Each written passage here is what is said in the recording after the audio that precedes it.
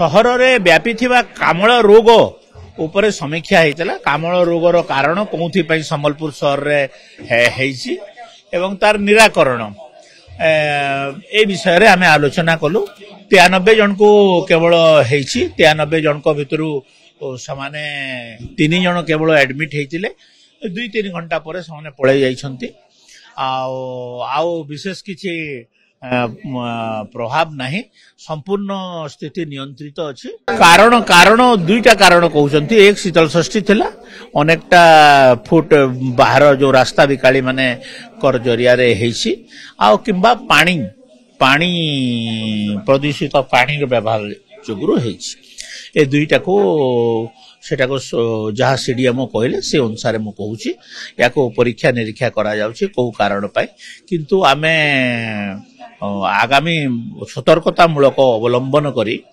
आमे पाइपलाइन गुड़ाक ठीक करूछु से जगह रे पाइपलाइन आ प्रत्येक घर घर टेस्ट करा हेसी घर टेस्ट करा गला उतरु केते लोक माने प्रभावित हेइछंती एवं तांको पई कोन दरकार ये सब गुड़ाकर चली संबलपुर म्युनिसिपालिटी कॉर्पोरेशन को कहुई से खूब शीघ्र युद्धकालीन भित्ति रे समग्र संबलपुर शहर को सफा करने आम कही सारी वार्डको को कहुई टोटाल एस्टिमेट करिवो टोटाल एस्टिमेट कला उतरु केते टंका खर्च है उतरु समग्र संबलपुर टाउन को आम सिस्टमेटिक गोटे पानी रो व्यवस्था आम करिवो।